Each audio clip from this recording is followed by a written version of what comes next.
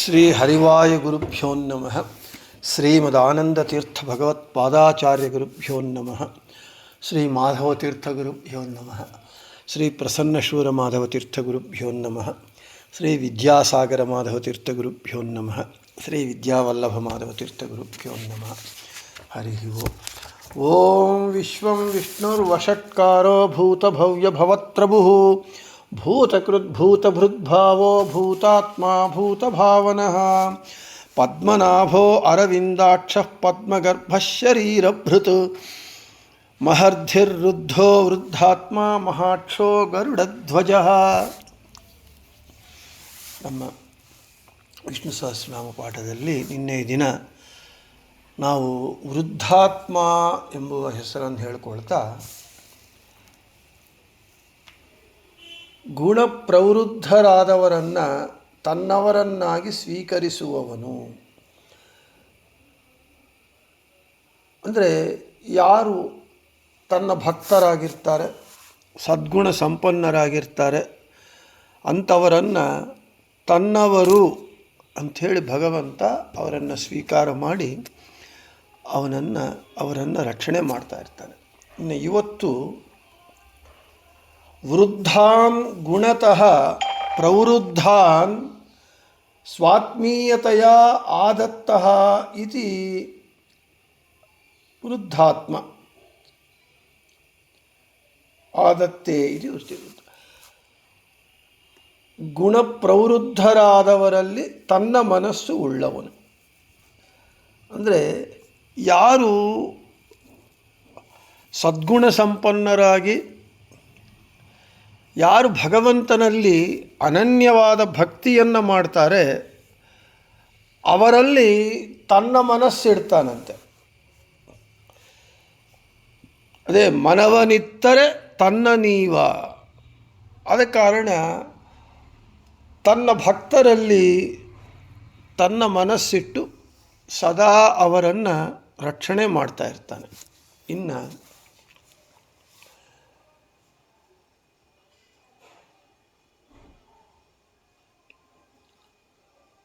ಗುಣತಃ ವೃದ್ಧಾನಾಂ ಆತ್ಮ ಮನಃ ಯಸ್ಮಿನ್ ಸಹ ವೃದ್ಧಾತ್ಮ.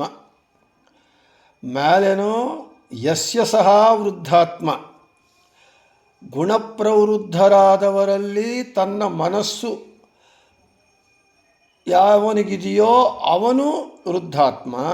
ಇಲ್ಲಿ ಗುಣತಃ ವೃದ್ಧಾನಾಂ ಆತ್ಮ ಮನಃ, ಗುಣಗಳಿಂದ ಪ್ರವೃದ್ಧರಾದ ಮನಸ್ಸು ಯಾರಲ್ಲಿ, ಯಸ್ಮಿನ್ ಅಲ್ಲಿ ಯಸ್ಯ ಯಾರಿಗೋ, ಇಲ್ಲಿ ಯಸ್ಮಿನ್ ಯಾರಲ್ಲಿ ಇರುತ್ತೋ ಅವನು ವೃದ್ಧಾತ್ಮ. ಅಂದರೆ ಸದ್ಗುಣ ಸಂಪನ್ನರಾದ ಸಜ್ಜನರಾದ ಭಗವದ್ಭಕ್ತರ ಮನಸ್ಸು ಯಾರಲ್ಲಿ ನೆಲೆಸಿರುತ್ತೆ, ಅವರ ಮನಸ್ಸು ಯಾವಾಗೂ ಭಗವಂತನಲ್ಲೇ ಇರುತ್ತೆ. ಅಂತಹ ಸದ್ಗುಣ ಸಂಪನ್ನರಾದ ಸಜ್ಜನರ ಮನಸ್ಸು ಯಾವನಲ್ಲಿ, ಯಸ್ಮಿನ್ ಯಾವನಲ್ಲಿರುತ್ತೋ ಅವನು ಯಾರಲ್ಲಿರುತ್ತೆ, ಭಗವಂತನಲ್ಲೇ ಇರುತ್ತೆ. ಈ ಸಜ್ಜನರಿಗೂ ಭಗವಂತ ಬಿಟ್ಟು ಯಾರೂ ಬೇಕಾಗಿಲ್ಲ. ಅದೇ ಹೇಳ್ತಾರೆ ಆಚಾರ್ಯರು ಕೂಡ, ಪ್ರಿಯತಮಂ ಮಮ, ನನಗೆ ಪ್ರಿಯತಮನು ಯಾರು ಅಂತ ಹೇಳಿದ್ರೆ ನಾರಾಯಣನೇ.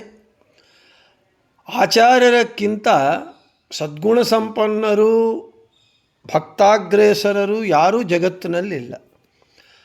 ಅಂತಹ ಭಕ್ತರ ಮನಸ್ಸಲ್ಲಿ ಯಾರಿರ್ತಾರೆ ಯಾವಾಗಲೂ ಅಂದರೆ ಭಗವಂತ ಇರ್ತಾನೆ.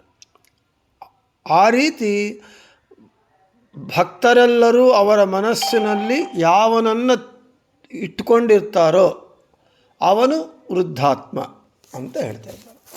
ಇನ್ನು ಭಾಗವತ. ಅಹಂ ಸಾಧುಭಿರ್ಗ್ರಸ್ತ ಹೃದಯೋ ಭಕ್ತೈರ್ಭಕ್ತಜನಪ್ರಿಯ ಮಯಿ ನಿರ್ಬದ್ಧ ಹೃದಯ ಸಾಧವ ಸಮದರ್ಶನ. ಅಹಂ ಭಗವಂತನೇ ಹೇಳ್ತಾ ಇದ್ದ, ನಾನು ಸಾಧುಭಿರ್ಗ್ರಸ್ತ ಹೃದಯ ಭಕ್ತೈರ್ಭಕ್ತ ಜನಪ್ರಿಯ. ಭಗವಂತ ಹೇಳ್ತಾ ಇದ್ದಾನೆ, ತಾನು ಭಕ್ತಜನ ಪ್ರಿಯನಾಗಿದ್ದೇನೆ, ಆಗಿದ್ದು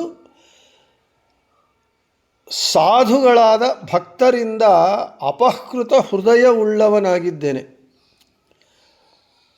ಮತ್ತು ಸಾಧುಗಳು ತಮ್ಮ ಹೃದಯವನ್ನು ತನ್ನಲ್ಲಿ ಭಗವಂತನಲ್ಲೇ ಇಟ್ಟಿರುತ್ತಾರೆ ಎಂದು ದೂರ್ವಾಸರಲ್ಲಿ ಅಂಬರೀಷ ರಾಜನನ್ನು ರಕ್ಷಣೆ ಮಾಡಿದ ಸಂದರ್ಭದಲ್ಲಿ ಭಗವಂತ ಹೇಳ್ತಾ ಇದ್ದಾರೆ. ಭಾಗವತದಲ್ಲಿ ಎಲ್ಲರಿಗೂ ಅಂಬರೀಷೋಪಾಖ್ಯಾನ ಗೊತ್ತಿದೆ.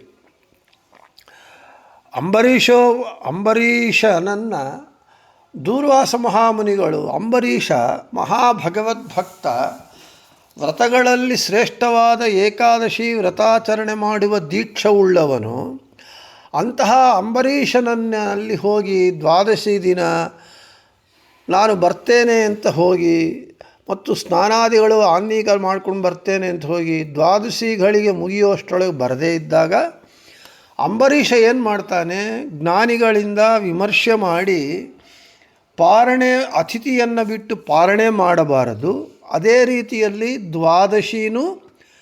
ದ್ವಾದಶಿ ಘಳಿಗೆಯಲ್ಲಿ ಪಾರಣೆ ಆಗಬೇಕು, ಉಭಯತಾರಕವಾಗಿ ವಿಮರ್ಶೆ ಮಾಡಿ ತೀರ್ಥಪಾನ ಮಾಡ್ತಾನೆ, ಜಲಪಾನ ಮಾಡ್ತಾನೆ. ಅದರಿಂದ ಪಾರಣೆ ಆದಂತೆ ಆಗತ್ತೆ, ಅತಿಥಿಗಳನ್ನು ಬಿಟ್ಟು ಊಟ ಮಾಡದೇ ಇದ್ದಂತೆ ಆಗತ್ತೆ ಅಂತ ಮಾಡಿದಾಗ ಆಗ ದೂರ್ವಾಸರಿಗೆ ಸಿಟ್ಟು ಬರುತ್ತೆ. ಆವಾಗೆ ದೂರ್ವಾಸರು ಆತನ ಮೇಲೆ ಕೋಪಗಿಸ್ಕೊಳ್ತಾರೆ. ಆಗ ಅಂಬರೀಷನ ರಕ್ಷಣೆಗಾಗಿ, ಅದೇ ಭಗವಂತ ತನ್ನ ಭಕ್ತರನ್ನು ಹೇಗೆ ರಕ್ಷಣೆ ಮಾಡ್ತಾನೆ, ತನ್ನಲ್ಲೇ ಮನಸ್ಸಿಟ್ಟವರನ್ನು, ಇಷ್ಟ ಮುಂಚೆ ಹೇಳ್ಕೊಂಡು, ಯಾರ ಮನಸ್ಸಲ್ಲಿ ಭಕ್ತರು ತಮ್ಮ ಮನಸ್ಸಲ್ಲಿ ಯಾರಲ್ಲಿಟ್ಟಿರ್ತಾರೋ, ಅಂಬರೀಷ ತನ್ನ ಮನಸ್ಸು ಭಗವಂತನಲ್ಲೇ ಇಟ್ಟಿರ್ತಾನೆ. ಅಂತಹ ಅಂಬರೀಷನ ರಕ್ಷಣೆಗಾಗಿ ತನ್ನ ಸುದರ್ಶನ ಚಕ್ರವನ್ನೇ ಇಟ್ಟಿರ್ತಾನೆ ಭಗವಂತ. ಹಾಗೆ ಸುದರ್ಶನ ಚಕ್ರ ದೂರ್ವಾಸರನ್ನು ಹಿಂಬಾಲಿಸುತ್ತೆ. ಆವಾಗ ಕೈಲಾಸ ಬ್ರಹ್ಮ ಸತ್ಯಲೋಕಕ್ಕೆ ಹೋಗಿ ಅಲ್ಲಿ ಯಾರೂ ರಕ್ಷಣೆ ಮಾಡದೇ ಇರುವಾಗ ಮತ್ತು ಭಗವಂತನನ್ನೇ ಆಶ್ರಯ ಹೊಂದುತ್ತಾನೆ ದೂರ್ವಾಸ ಮಹರ್ಷಿಗಳು.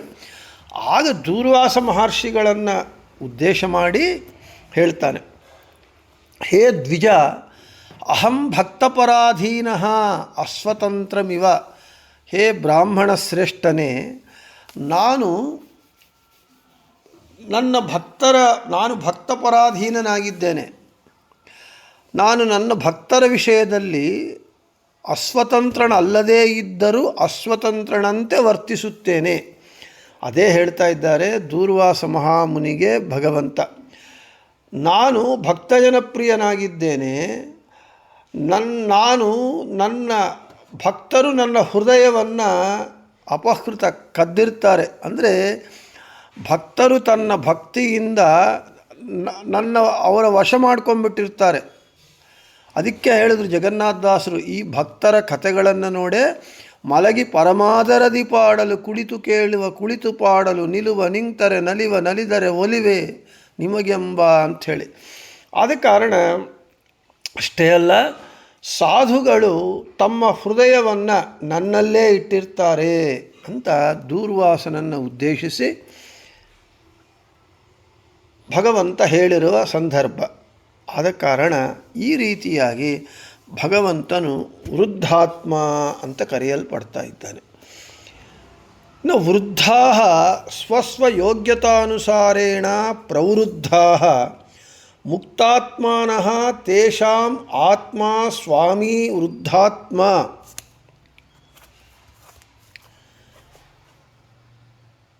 ಈ ಎಲ್ಲ ಜೀವರು ಅಂದರೆ ತ್ರಿವಿಧ ಜೀವರಾಶಿಗಳು, ಸಾತ್ವಿಕ ರಾಜಸ ತಾಮಸ ಜೀವರಾಶಿಗಳು ಅವರವರ ಯೋಗ್ಯತಾನುಸಾರವಾಗಿ,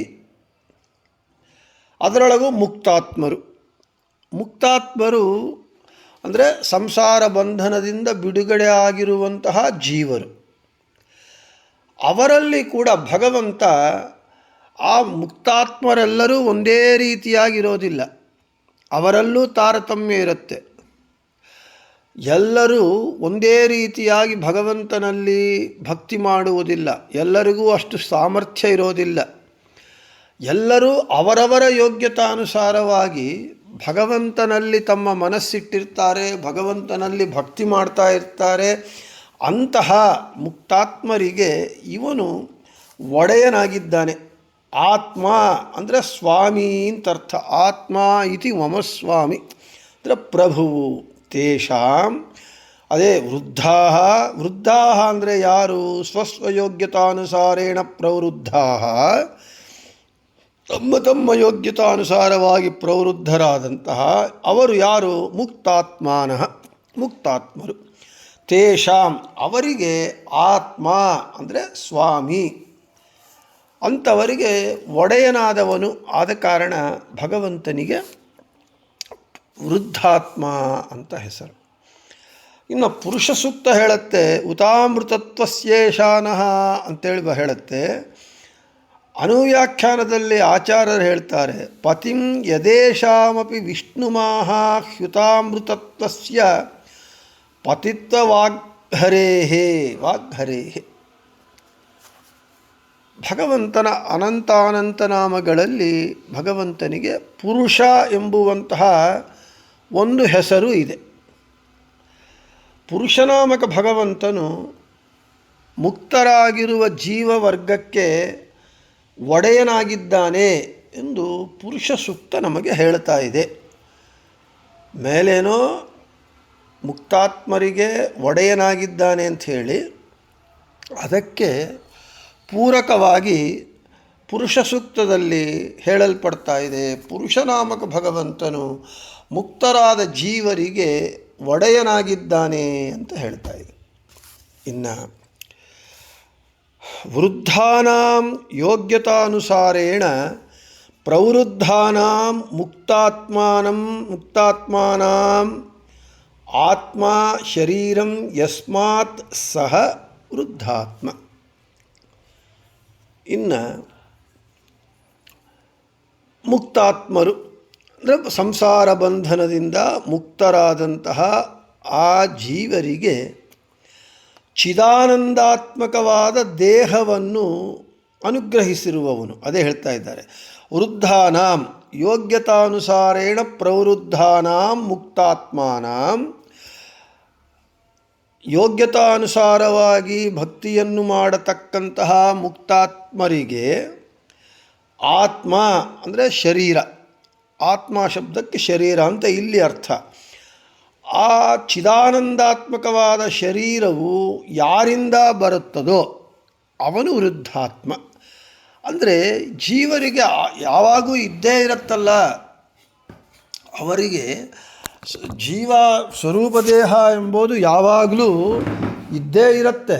ಇದ್ದೇ ಇದ್ದಾಗ ಮತ್ತು ಭಗವಂತ ಅವರಿಗೆ ಕೊಡೋದೇನು ಅಂತ ಹೇಳಿದರೆ, ಅವರಿಗೆ ಮುಕ್ತಾತ್ಮರಿಗೆ ಇರುತ್ತೆ, ಆದರೆ ಕೊಡುವುದು ಅಂತ ಹೇಳಿದರೆ ಅವರಿಗೆ ಆ ಸ್ವರೂಪ ದೇಹದ ಮೇಲೆ ಲಿಂಗದೇಹ ಆವರಕವಾಗಿ ಆ ಸ್ವರೂಪ ದೇಹದ ಅನುಭವ ಅವರಿಗೆ ಬರದೇ ಇರುತ್ತೆ.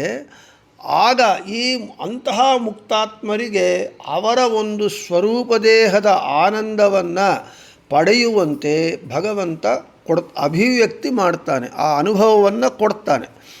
ಯಾಕೆ? ಲಿಂಗದೇಹ ಭಂಗವಾದ ನಂತರ ಆ ಸ್ವರೂಪದೇಹ ಸ್ವಸ್ವರೂಪಾನಂದಾನುಭವವೇ ಮುಕ್ತಿ. ಅದು ಆ ಸ್ವಸ್ವರೂಪಾನಂದದ ಅನುಭವ ಬರಬೇಕಾಗಿದ್ದರೂ ಭಗವಂತ ಅನುಗ್ರಹ ಮಾಡಿದರೆ ಹೊರತು ಬರುವುದಿಲ್ಲ. ಹಾಗೆ ಮುಕ್ತಾತ್ಮರಿಗೆ ಚಿದಾನಂದಾತ್ಮಕವಾದ ದೇಹವನ್ನು ಅನುಗ್ರಹಿಸುವವನು ಆದ ಕಾರಣ ಅವನಿಗೆ ವೃದ್ಧಾತ್ಮ ಅಂತ ಹೇಳಿದರು. ಇನ್ನು ಬೃಹದಾರಣ್ಯಕ ಉಪನಿಷತ್ ಭಾಷ್ಯದಲ್ಲಿ ಆಚಾರ್ಯರು ಹೇಳ್ತಾರೆ, ಸ್ವರ್ಣಕಾರೋ ಯಥಾ ಸ್ವರ್ಣಮಲಮಗ್ನೌ ನಿಹತ್ಯ ಚ ಶುದ್ಧೇನ ತೇನ ಚಾತ್ಮೇಷ್ಟಂ ಕುರುತೆ ರೂಪಮಂಜಸ ಏವಂ ಸ ಭಗವಾನ್ ವಿಷ್ಣುರ್ಜೀವ ಸ್ವರ್ಣಸ್ಯ ಯನ್ಮಲಂ ಅವಿದ್ಯಾ ಕಾಮಕರ್ಮಾದ್ಯಮಾತ್ಮಾಗ್ನೌ ನಾಶ್ಯ ಸರ್ವಕೃತು ಸ್ವೇಚ್ಛೆಯ ಕುರುತೆ ರೂಪಂ ಯದ್ ಯೋಗ್ಯಂ ತಸ್ಯ ಮುಕ್ತಿಗಂ. ನಾನು ಈಗಲೇ ಹೇಳಿದಂತೆ ಏನು ಈ ಮುಕ್ತಾತ್ಮರಿಗೆ ಚಿದಾನಂದಾತ್ಮಕವಾದ ದೇಹ ಅನುಗ್ರಹಿಸುವವನು, ಅದಕ್ಕೆ ವಿವರಣೆಯನ್ನು ಕೊಡ್ತಾ ಇದ್ದಾರೆ. ದೃಷ್ಟಾಂತದ ಸಹಿತವಾಗಿ ಬೃಹದಾರಣ್ಯಕ ಉಪನಿಷತ್ ಭಾಷ್ಯದಲ್ಲಿ ಆಚಾರ್ಯರು ಹೇಳ್ತಾರೆ, ಸ್ವರ್ಣಕಾರನು ಅಂದರೆ ಗೋಲ್ಡ್ ಸ್ಮಿತ್ ಬಂಗಾರದ ಆಭರಣ ಮಾಡಲಿಕ್ಕೆ ಹೊರಡ್ತಾನೆ. ಆ ಬಂಗಾರದಲ್ಲಿ ಕೊಳಕಿರುತ್ತೆ. ಅವನೇನು ಮಾಡ್ತಾನೆ, ಬೆಂಕಿಯಲ್ಲಿ ಆ ಬಂಗಾರವನ್ನು ಚೆನ್ನಾಗಿ ಸುಡ್ತಾನೆ. ಅದನ್ನೇ ಪುಟಕ್ಕೆ ಇಡುವುದು ಅಂತ ಹೇಳ್ತಾರೆ. ಆ ಸ್ವರ್ಣಕಾರನು ಆಭರಣ ಮಾಡುವುದಕ್ಕೆ ಬಂಗಾರವನ್ನು ಬೆಂಕಿಯಲ್ಲಿ ಚೆನ್ನಾಗಿ ಸುಟ್ಟು ಆ ಬಂಗಾರದಲ್ಲಿರುವ ಕೊಳಕನ್ನು ಹೋಗಲಾಡಿಸಿ, ಆಮೇಲೆ ಆ ಕೊಳಕು ಹೋದ ನಂತರ ಶುದ್ಧವಾದಂತಹ ಆ ಬಂಗಾರದಿಂದ ಇಚ್ಛೆಗೆ ಬಂದ ಆಭರಣಗಳನ್ನು ಮಾಡ್ತಾರೆ. ಅದೇ ನಾವು ಬಂಗಾರದ ಅಂಗಡಿಗೆ ಹೋದರೆ ತರುಗು ಅಂತ ಹೇಳ್ತಾರೆ. ಅದೇ ಆ ಕೊಳಕು. ಆ ಶುದ್ಧವಾದ ಬಂಗಾರದಿಂದ ಅವನು ಆಭರಣ ಮಾಡ್ತಾನೆ. ಹೇಗೆ ಬಂಗಾರದಲ್ಲಿ ಕೊಳಕು ಇದ್ದು ಆ ಕೊಳಕು ಅಗ್ನಿಯಲ್ಲಿ ಸುಡುವುದರ ಮೂಲಕ ಅದು ಹೋಗಿ ಬಂಗಾರ ಶುದ್ಧವಾಗುತ್ತೋ, ಅದೇ ರೀತಿಯಾಗಿ ಜೀವನ ಚಿದಾನಂದಾತ್ಮಕವಾದ ದೇಹವೂ ಕೂಡ ಅವಿದ್ಯಾ ಕಾಮ ಕರ್ಮಾದಿಗಳ ಮಲದಿಂದ ತುಂಬಿರುತ್ತೆ. ಅವಿದ್ಯಾ ಕಾಮ ಈ ಕರ್ಮಗಳಿಂದ ಆ ದೇಹ ಹೇಗೆ ಬಂಗಾರದಲ್ಲಿ ಕೊಳಕು ಮಿಶ್ರವಾಗಿ ಬಂಗಾರದ ಹೊಳಪನ್ನು ಕಡಿಮೆ ಮಾಡಿರುತ್ತೋ, ಹಾಗೆ ಚಿದಾನಂದಾತ್ಮಕವಾದ ಜೀವನನ್ನು ಕೂಡ ಅವಿದ್ಯಾ ಕಾಮ ಕರ್ಮ ಈ ಕೊಳಕು ಅವನಿಗೆ ಅಂಟಿಕೊಂಡಿರುತ್ತೆ.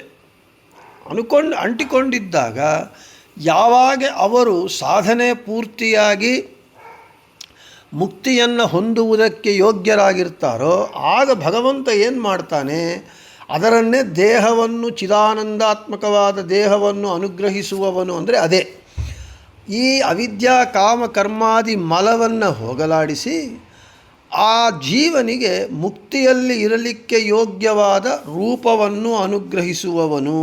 ಅದೇ ಹೇಳ್ತಾ ಇದ್ದಾರೆ, ಅವಿದ್ಯಾ ಕಾಮ ಕರ್ಮಾದ್ಯಮಾತ್ಮಾಗ್ನೌ ನಾಶ್ಯ ಸರ್ವಕೃತು. ಈ ಎಲ್ಲವನ್ನು ಹೋಗಲಾಡಿಸಿ ಮಲವನ್ನು ಸ್ವೇಚ್ಛೆಯ ಕುರುತೆ ರೂಪಂ ಯದ್ಯೋಗ್ಯಂ ತಸ್ಯ ಮುಕ್ತಿಗಂ. ಭಗವಂತ ಏನು ಮಾಡ್ತಾನೆ, ಆ ಜೀವರಿಗೆ ಮುಕ್ತಿಯಲ್ಲಿ ಸ್ವಸ್ವರೂಪಾನಂದದ ಅನುಭವವನ್ನು ಹೊಂದುವುದಕ್ಕೆ ಎಂತಹ ರೂಪ ಬೇಕೋ ಅಂತಹ ರೂಪವನ್ನು ಅನುಗ್ರಹ ಮಾಡ್ತಾನೆ. ಸ್ವರ್ಣಕಾರನು ಹೇಗೆ ಬಂಗಾರದಲ್ಲಿರುವ ಕೊಳಕನ್ನು ಅಗ್ನಿಯಲ್ಲಿ ಕಾಸಿ ಕಳೆದು ಬಂಗಾರದ ಶುದ್ಧವಾದ ಬಂಗಾರದ ನಾವು 24 ಕ್ಯಾರೆಟ್ ಅಂತ ಹೇಳ್ತೇವಲ್ಲ, ಹಾಗೆ ಆಭರಣ ಮಾಡ್ತಾನೋ, ಭಗವಂತ ಕೂಡ ಅದೇ ರೀತಿಯಾಗಿ ಜೀವನನ್ನು ಶುದ್ಧ ಮಾಡ್ತಾನೆ, ಶುದ್ಧಗೊಳಿಸುತ್ತಾನೆ. ಏನು ಈ ಶುದ್ಧ ಅಂತ ಹೇಳಿದರೆ, ನಮಗಿದ್ದಂಥ ಎಷ್ಟೋ ಬಾರಿ ನಾವು ಹೇಳಿಕೊಂಡಂತೆ ಈ ಸ್ವರೂಪ ದೇಹ, ಅದರ ಮೇಲೆ ಲಿಂಗ ದೇಹ, ಅದರ ಮೇಲೆ ಅನಿರುದ್ಧ ದೇಹ, ಅದರ ಮೇಲೆ ಸ್ಥೂಲ ದೇಹ, ಇವೆಲ್ಲವೂ ಕಳೆದು ಬಿಟ್ಟು ಕೊನೆಗೆ ಆ ಲಿಂಗದೇಹ ಅಂಟಿಕೊಂಡಿರುತ್ತೆ. ಆ ಲಿಂಗದೇಹವೇ ಎಲ್ಲದಕ್ಕೂ ಕಾರಣವಾಗಿದೆ. ಅವುಗಳನ್ನು ಹೋಗಲಾಡಿಸಿ ಭಗವಂತ ಶುದ್ಧವಾದ ಮುಕ್ತಿಯಲ್ಲಿ ಶುದ್ಧವಾದ ರೂಪವನ್ನು ಅನುಗ್ರಹಿಸುತ್ತಾನೆ ಭಗವಂತ. ಆದ ಕಾರಣ ಅವನಿಗೆ ವೃದ್ಧಾತ್ಮ ಅಂತ ಹೆಸರು. ನಮಗೆ ಭಗವಂತನ ಒಂದೊಂದು ಹೆಸರ ಹಿಂದೆ ಇಷ್ಟು ಅರ್ಥಗಳು ಇದೆಯಾ? ಯಾವ ಹೆಸರು ತಗೊಂಡ್ರೂ ನಮಗೆ ಭಗವಂತನ ಅದೇ ನಮ್ಮ ಒಂದು ಮಧ್ವ ಸಿದ್ಧಾಂತದ ವೈಶಿಷ್ಟ್ಯ. ಅದೇ ಭಗವಂತ ಸರ್ವಶಬ್ದವಾಚ್ಯ ಅಂಥೇಳಿ ಶಾಸ್ತ್ರ ಹೇಳ್ತಾ ಇದೆ. ಭಗವಂತ ಸರ್ವಶಬ್ದವಾಚ್ಯ ಅಂತ ಹೇಳೋದರನ್ನು ವಿಷ್ಣು ಸಹಸ್ರನಾಮವೇ ನಮಗೆ ನಿರೂಪಣೆ ಮಾಡ್ತಾ ಇದೆ. ವಿಷ್ಣು ಸಹಸ್ರನಾಮದಲ್ಲಿ ಪ್ರತಿಯೊಂದು ನಾಮವೂ ಭಗವಂತನ ಏನು ಮಧ್ವ ಸಿದ್ಧಾಂತ ಹೇಳುತ್ತೆ, ಭಗವಂತನ ಲಕ್ಷಣಗಳೇನು, ಭಗವಂತ ಅಂದರೆ ಏನು ಅಂಥೇಳಿ, ಭಗವಂತ ಸರ್ವೋತ್ತಮ, ಭಗವಂತ ಸರ್ವತಂತ್ರ ಸ್ವತಂತ್ರ, ಭಗವಂತ ಜಗತ್ಪ್ರಭುವಾಗಿದ್ದಾನೆ, ಜಗದೊಡೆಯನಾಗಿದ್ದಾನೆ, ಭಗವಂತನು ಶ್ರುತಿ ಸ್ಮೃತಿ ಇತಿಹಾಸ ಪ್ರತಿಪಾದ್ಯನಾಗಿದ್ದಾನೆ, ಅನಂತ ಕಲ್ಯಾಣ ಗುಣಪರಿಪೂರ್ಣನಾಗಿದ್ದಾನೆ, ದೋಷ ದೂರನಾಗಿದ್ದಾನೆ ಎಂಬುವ ಈ ಭಗವಂತನ ಲಕ್ಷಣಗಳನ್ನೆಲ್ಲವೂ ಕೂಡ ಒಂದು ವಿಧವಾಗಿ ಹೇಳಬೇಕು ಅಂತ ಹೇಳಿದರೆ, ಭಗವಂತನ ಎಲ್ಲ ನಾಮಗಳು ಭಗವಂತನ ಎಲ್ಲ ಗುಣಗಳನ್ನು ಹೇಳ್ತಾ ಇದೆ. ಆದರೆ ಅದನ್ನು ತಿಳಿದುಕೊಳ್ಳುವ ಬುದ್ಧಿ ವಿವೇಕ ಸಾಮರ್ಥ್ಯ ನಮಗೆ ಇಲ್ಲ. ಆದರೂ ಈ ವಿದ್ಯಾಮಾನ್ಯರ ಒಂದು ಇದರಿಂದ ಅವರು ಪಂಡಿತರೆಲ್ಲ ಸೇರಿಕೊಂಡು ಒಂದೊಂದು ನಾಮಕ್ಕೆ ಭಗವಂತನ ಇಷ್ಟು ವಿಶಿಷ್ಟವಾದ ಗುಣಗಳನ್ನು ತಿಳಿಸುವಂತಹ ಅನೇಕ ಪ್ರಮಾಣಗಳು, ಒಂದಲ್ಲ ಆಚಾರ್ಯರ ಭಾಷ್ಯ, ಆಚಾರ್ಯರ ಗ್ರಂಥಗಳು, ಉಪನಿಷತ್ತುಗಳು, ಭಾರತ ಪುರಾಣಗಳು ಎಲ್ಲದರಿಂದ ಸಂಗ್ರಹ ಮಾಡಿ ಒಂದೊಂದು ಹೆಸರು ಹಿಂದೆ ಇಷ್ಟು ಅರ್ಥವಿದೆ, ಭಗವಂತನ ಇಷ್ಟು ಅವನ ಗುಣಗಳನ್ನು ಹೇಳ್ತಾ ಇದೆ ಅಂಥೇಳಿ ಹೇಳ್ತಾ ಇದ್ದಾರೆ. ಆದ ಕಾರಣ ವಿಷ್ಣು ಸಹಸ್ರನಾಮವನ್ನು ನಾವು ಸರಿಯಾಗಿ ಮನಸ್ಸಿಟ್ಟು ಕೇಳಿದರೆ ನಮಗೆ ಇಡೀ ಮಧ್ವ ಸಿದ್ಧಾಂತವೆಲ್ಲ ಅರ್ಥವಾಗಿಬಿಡುತ್ತೆ. ಹೇಗೆ ಆಚಾರ್ಯರು ಅವರ ಸರ್ವಮೂಲ ಗ್ರಂಥಗಳಲ್ಲಿ ಮಹಾಭಾರತ ತಾತ್ಪರ್ಯ ನಿರ್ಣಯ ಮೇರುಕೃತಿ, ಮಹಾಭಾರತ ತಾತ್ಪರ್ಯ ನಿರ್ಣಯ it is A capsule of Madhva philosophy, it is N encyclopaedia of Madhva philosophy. ಹಾಗೆ ವಿಷ್ಣು ಸಹಸ್ರನಾಮ ಕೂಡ ನಮಗೆ ವೇದವ್ಯಾಸ ದೇವರು ಮಹಾಭಾರತದ ಸಾರಭೂತವಾಗಿ ವಿಷ್ಣು ಸಹಸ್ರನಾಮವನ್ನು ಭಗವದ್ಗೀತೆಯನ್ನು ಬರೆದಿದ್ದಾರೆ. ಅಲ್ಲಿ ಭಗವದ್ಗೀತೆಯನ್ನು ವಾಸಿಷ್ಠ ಕೃಷ್ಣ ಭಾರತವನ್ನು ಬರೆದರೆ ಆ ಭಾರತದಲ್ಲಿ ಯಾದವ ಕೃಷ್ಣ ಭಗವದ್ಗೀತೆಯನ್ನು ಹೇಳಿದರೆ, ಇದೇ ವಾಸಿಷ್ಠ ಕೃಷ್ಣ ಬರೆದ ಭಾರತದಲ್ಲಿ ಇದೇ ವಿಷ್ಣು ಸಹಸ್ರನಾಮವನ್ನು ಭಗವಂತನೇ ಭೀಷ್ಮಾಚಾರ್ಯರಲ್ಲಿ ಇದ್ದು ಹೇಳ್ತಾರೆ. ಧರ್ಮರಾಜ ಯುದ್ಧವೆಲ್ಲ ಆಗುತ್ತೆ, ರಾಜ್ಯವನ್ನು ಆಳು ಅಂತ ಹೇಳಿದರೆ ಧರ್ಮರಾಜನಿಗೆ ಅಯ್ಯೋ ನಾನೆಲ್ಲ ಬಂಧು ಬಳಗವನ್ನು ಸಾಯಿಸಿ ಇಂತಹ ಒಂದು ರಾಜ್ಯವನ್ನು ನನಗೆ ಇಷ್ಟ ಆಗಲ್ಲ ಅಂತ ಹೇಳಿದಾಗ ಕೃಷ್ಣ ಕರ್ಕೊಂಡು ಬರ್ತಾನೆ. ಮರಣಶಯ್ಯದ ಮೇಲೆ, ಶರಪಂಜರದ ಮೇಲೆ ಮಲಗಿರುವ ಆತ ಭೀಷ್ಮಾಚಾರ್ಯರು ಸ್ವಚ್ಛಂದ ಮರಣರು, ಒಳ್ಳೆ ಉತ್ತರಾಯಣ ಪುಣ್ಯಕಾಲಕ್ಕಾಗಿ ಕಾಯ್ತಾ ಇದ್ದರು. ಅಂತಹ ಭೀಷ್ಮಾಚಾರ್ಯರಲ್ಲಿ ಬಂದು ಕೃಷ್ಣ ಹೇಳ್ತಾನೆ, ಹೇ ಭೀಷ್ಮಾಚಾರ್ಯ, ನೀನು ಈ ಧರ್ಮರಾಜನಿಗೆ ಉಪದೇಶವನ್ನು ಮಾಡು ಅಂತ ಹೇಳಿದಾಗ ಭೀಷ್ಮಾಚಾರ್ಯ ಕೇಳ್ತಾರೆ, ಅಲ್ಲ ಕೃಷ್ಣ, ನೀನು ಇದೆಯಾ, ವೇದವ್ಯಾಸ ದೇವರಿದ್ದಾರೆ, ನೀವೆಲ್ಲರೂ ಇದ್ದಾಗ ನಿನ್ನ ಮುಂದೆ ನಾನು ಏನು ಈ ಅರ್ಜುನಾದಿಗಳಿಗೆ ನಾನು ಏನು ಹೇಳಲಿಕ್ಕಾಗತ್ತೆ, ನನಗೇನು ಸಾಮರ್ಥ್ಯವಿದೆ ಅಂತ ಹೇಳಿದಾಗ ಆಗ ಭಗವಂತ ಹೇಳ್ತಾನೆ, ನಾನೇ ನಿನ್ನಲ್ಲಿ ಇದ್ದು ಈ ವಿಷ್ಣು ಸಹಸ್ರನಾಮವನ್ನು ಹೇಳಿಸ್ತೇನೆ, ನೀನು ಹೇಳು, ನೀನು ಹೇಳಿದ್ದಂತ ನಿನಗೆ ಕೀರ್ತಿಯನ್ನು ಕೊಡಬೇಕು ಅಂತ ನನ್ನ ಇಚ್ಛೆ ಇದೆ ಅಂತ ಭಗವಂತ ಹೇಳ್ತಾನೆ. ಆಗ ಭೀಷ್ಮಾಚಾರ್ಯರು ಧರ್ಮೋಪದೇಶಗಳನ್ನು ಮಾಡ್ತಾರೆ, ವಿಷ್ಣು ಸಹಸ್ರನಾಮವನ್ನು ಹೇಳುತ್ತಾರೆ. ಅರ್ಥಾತ್ ವಿಷ್ಣು ಸಹಸ್ರನಾಮ ಕೂಡ ಭಗವದ್ಗೀತೆಯಂತೆ ಅದು ಪ್ರತ್ಯಕ್ಷವಾಗಿ ಭಗವಂತನಿಂದ ಉಪದೇಶವಾದರೆ ಅರ್ಜುನನಿಗೆ, ಇದು ಪರೋಕ್ಷವಾಗಿ ಭೀಷ್ಮಾಚಾರ್ಯರಲ್ಲಿ ಭಗವಂತ ಕೃಷ್ಣನೇ ಇದ್ದು ಭಗವಂತ ವಿಷ್ಣು ಸಹಸ್ರನಾಮವನ್ನು ಉಪದೇಶ ಮಾಡ್ತಾನೆ ಧರ್ಮರಾಜನಿಗೆ ಭೀಷ್ಮಾಚಾರ್ಯರ ಮೂಲಕ. ಇಲ್ಲಿ ಇನ್ನೂ ಒಂದು ಸ್ವಾರಸ್ಯ ಏನು ಅಂದರೆ, ಒಂದು ರೂಪದಿಂದ ಭೀಷ್ಮಾಚಾರ್ಯರಲ್ಲಿದ್ದು ಧರ್ಮರಾಜನಿಗೆ ವಿಷ್ಣು ಸಹಸ್ರನಾಮ ಉಪದೇಶ ಮಾಡಿದರೆ ತಾನು ಒಂದು ರೂಪದಿಂದ ಕೂತು ತಾನೇ ವಿಷ್ಣು ಸಹಸ್ರನಾಮವನ್ನು ಕೇಳ್ತಾನೆ. ಭಗವಂತ ವಿಷ್ಣು ಸಹಸ್ರನಾಮದ ಉಪದೇಶಕನೂ ಪರೋಕ್ಷವಾಗಿ ಹೌದು, ಪ್ರತ್ಯಕ್ಷವಾಗಿ ಅವನೇ ಶ್ರೋತೃವೂ ಆಗಿದ್ದಾನೆ. ಇದು ವಿಷ್ಣು ಸಹಸ್ರನಾಮದ ವೈಶಿಷ್ಟ್ಯ. ವಿಷ್ಣು ಸಹಸ್ರನಾಮ ಅಂಥೇಳಿದರೆ ಸರ್ವಶಾಸ್ತ್ರಾರ್ಥ ಸಾರಭೂತವಾಗಿದೆ. ಆದ ಕಾರಣ ವಿಷ್ಣು ಸಹಸ್ರನಾಮವನ್ನು ನಾವು ಚೆನ್ನಾಗಿ ಮನಸ್ಸಿಟ್ಟು ಎಲ್ಲ ಪ್ರಮಾಣಗಳನ್ನು ಇಟ್ಟುಕೊಂಡು ಕೇಳಿದಾಗ ಭಗವತ್ ತತ್ವ ಯಥಾರ್ಥ ಜ್ಞಾನ, ಭಗವಂತ ಅಂದರೆ ಏನು, ಅವನ ಲಕ್ಷಣಗಳೇನು, ಅವನು ಏನು ಮಾಡ್ತಾನೆ, ಅವನ ಜೀವ ಅಂದರೆ ಏನು, ಅವನಲ್ಲಿ ನಾವು ಹೇಗೆ ಭಕ್ತಿ ಮಾಡಬೇಕು, ಏನು ಮಧ್ವ ಸಿದ್ಧಾಂತ ಹೇಳುತ್ತೆ, ಅದು ನಮಗೆ ವಿಷ್ಣು ಸಹಸ್ರನಾಮ ತಿಳಿಸಿಕೊಡುತ್ತೆ. ಅದು ವಿಷ್ಣು ಸಹಸ್ರನಾಮದ ಮಹಿಮೆ. ಇನ್ನು ಇದಾದ ಮೇಲೆ ವೃದ್ಧೇಷು ಗುಣತಃ ಪ್ರವೃದ್ಧೇಷು ಆತನೋತೀತಿ ವೃದ್ಧಾತ್ಮ ಅಂತ ಹೇಳ್ತಾ ಇದ್ದಾರೆ. ಗುಣತಃ ಪ್ರವೃದ್ಧರಾಗಿರುವವರಲ್ಲಿ ವಿಶೇಷವಾಗಿ ವ್ಯಾಪಿಸಿರ್ತಾನಂತೆ ಭಗವಂತ. ಗುಣತಃ ಪ್ರವೃದ್ಧರಾಗಿರುವವರು ಅಂತ ಹೇಳಿದರೆ ಸಾತ್ವಿಕ ರಾಜಸ ತಾಮಸ ಜೀವರಾಶಿಗಳಲ್ಲಿ ಸಾತ್ವಿಕರು ಸಜ್ಜನರು, ಅವರು ಯಾವಾಗಲೂ ಭಗವಂತನನ್ನೇ ಸ್ಮರಿಸುತ್ತಾ ಇರ್ತಾರೆ. ಅವರ ಮನಸ್ಸು ಭಗವಂತನಲ್ಲೇ ಇಟ್ಟಿರ್ತಾರೆ. ಅವರು ಯಾವ ಕರ್ಮ ಮಾಡ್ತಾ ಇದ್ದರು, ಯಾವ ಕೆಲಸ ಮಾಡ್ತಾ ಇದ್ದರು, ಯಾವಾಗಲೂ ಭಗವಂತನನ್ನೇ ಅವರು ಸ್ಮರಿಸುತ್ತಾ ಇರ್ತಾರೆ. ಒಂದು ಅಂಡರ್ ಕರೆಂಟ್ ಅಂತೇವಲ್ಲ, ಅವರು ತ್ರಿಕರಣಗಳಿಂದ ಯಾವ ಕರ್ಮ ಮಾಡ್ತಾ ಇದ್ದರೂ ಒಂದು ಭಾಗ ಅವರ ಮನಸ್ಸು ಭಗವಂತನಲ್ಲೇ ಇರುತ್ತೆ. ಅವರು ಗುಣತಃ ಪ್ರವೃದ್ಧರಾಗಿರುವವರು, ಅಂದರೆ ಭಗವಂತನಲ್ಲೇ ಮನಸ್ಸಿಟ್ಟವರು, ಸದ್ಗುಣ ಸಂಪನ್ನರು. ಅಂಥವರಲ್ಲಿ ವಿಶೇಷವಾಗಿ ವ್ಯಾಪಿಸಿರ್ತಾನೆ. ಅಂದರೆ ಭಗವದ್ಭಕ್ತರು, ಅವರು ಪರಮ ಭಗವದ್ಭಕ್ತರು. ಅಂಥವರಲ್ಲಿ ಭಗವಂತ ವಿಶೇಷವಾಗಿರ್ತಾನೆ. ಇಲ್ಲಿ ಭಗವಂತ ಸರ್ವತ್ರ ವ್ಯಾಪ್ತನಾಗಿದ್ದಾನೆ. ಅವನು ಇಲ್ಲದೇ ಇರುವ ಜಾಗವೇ ಇಲ್ಲ. ಜಡ ಪದಾರ್ಥಗಳಲ್ಲಿದ್ದಾನೆ, ತ್ರಿವಿಧ ಜೀವರಾಶಿಗಳಲ್ಲಿದ್ದಾನೆ, ಎಲ್ಲರಲ್ಲೂ ಇದ್ದಾನೆ. ಆದರೆ ಈ ಯಾರು ಪರಮ ಭಗವದ್ಭಕ್ತರಿರ್ತಾರೆ, ಯಾರು ಭಗವಂತನನ್ನು ಸದಾ ಅವರ ಮನಸ್ಸಲ್ಲಿ ನೆನೆಯುತ್ತಾ ಇರ್ತಾರೆ, ಅಂಥವರಲ್ಲಿ ವಿಶೇಷವಾಗಿರ್ತಾನಂತೆ ಭಗವಂತ. ಅದೇ ವಿಭೂತಿ ಅಂತ ಹೇಳ್ತಾ ಇದ್ದಾರೆ. ವಿಭೂತಿ ಅಂತ ಹೇಳಿದರೆ ವಿ ಅಂದರೆ ವಿಶೇಷವಾಗಿ, ಭೂತಿ ಅಂದರೆ ಇರುವಿಕೆ. ಅಂದರೆ ವಿಶೇಷವಾಗಿ ಭಗವಂತನ ಸನ್ನಿಧಾನ ಎಲ್ಲಿರುತ್ತೋ ಅದರನ್ನೇ ಭಗವಂತನ ವಿಭೂತಿ ಅಂತ ಹೇಳ್ತಾರೆ. ಭಗವಂತನ ವಿಭೂತಿ ಎಲ್ಲಿರುತ್ತೋ ಅವರು ಜಗತ್ತಿನಲ್ಲಿ ಅತ್ಯಂತ ಪ್ರಸಿದ್ಧರಾಗಿರ್ತಾರೆ. ಅದಕ್ಕೆ ಭಗವಂತ ಭಗವದ್ಗೀತೆಯಲ್ಲಿ ವಿಭೂತಿ ಯೋಗ ಎಂಬುವ ಅಧ್ಯಾಯದಲ್ಲಿ ಹೇಳ್ತಾನೆ, ದೈತ್ಯಾನಾಂ ಪ್ರಹ್ಲಾದೋಸ್ಮಿ, ಮೃಗಗಳಲ್ಲಿ ಸಿಂಹ ನಾನು, ವೃಕ್ಷಗಳಲ್ಲಿ ಅಶ್ವತ್ಥ ವೃಕ್ಷ ಅಂತ ಹೇಳಿದ ಕಾರಣ ಅದಕ್ಕೆ ನೋಡ್ರಿ, ಯಾವ ಜಾತಿಯಲ್ಲಿ, ಮೃಗ ಜಾತಿಯಲ್ಲಿ ಸಿಂಹ ಶ್ರೇಷ್ಠ, ದೈತ್ಯರಲ್ಲಿ ಪ್ರಹ್ಲಾದ ಶ್ರೇಷ್ಠ, ವೃಕ್ಷಗಳಲ್ಲಿ ಅಶ್ವತ್ಥ ವೃಕ್ಷ ಶ್ರೇಷ್ಠ.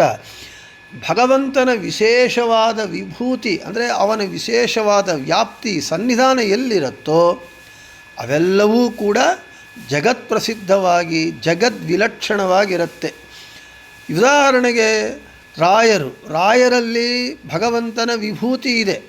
ಪ್ರಹ್ಲಾದರಾಜರ ಅವತಾರ ರಾಯರು, ಅಂತಹ ಪ್ರಹ್ಲಾದರಾಜರಲ್ಲಿ ಭಗವಂತನ ವಿಭೂತಿ ಇದೆ. ಅದಕ್ಕೆ ಇನ್ನು ಸೇರಿಕೊಂಡು ಜೀವೋತ್ತಮರಾದ ವಾಯುದೇವರ ಆವೇಶವಿದೆ. ಅಂತಹ ಪ್ರಹ್ಲಾದರಾಜರ ಅವತಾರವೇ ವ್ಯಾಸರಾಜರು ರಾಯರು ಆದ ಕಾರಣ ರಾಯರು ಅತ್ಯಂತ ಪ್ರಸಿದ್ಧರಾಗಿದ್ದಾರೆ. ಅದು ಕೆಟ್ಟವರಾದರೂ ಸರಿ, ಒಳ್ಳೆಯವರಾದರೂ ಸರಿ. ಹಿರಣ್ಯಕಶಿಪು, ರಾವಣಾಸುರ ಇವರೆಲ್ಲರೂ ಕೂಡ ಅಷ್ಟು ಪ್ರಸಿದ್ಧರಾಗಬೇಕು ದೈತ್ಯರಲ್ಲಿ ಅಂತ ಹೇಳಿದರೆ ಅಲ್ಲಿ ಭಗವಂತನ ವಿಶೇಷ ಸನ್ನಿಧಾನ ಇರುತ್ತೆ. ಅದನ್ನೇ ವಿಭೂತಿ ಅಂತ ಹೇಳ್ತಾರೆ.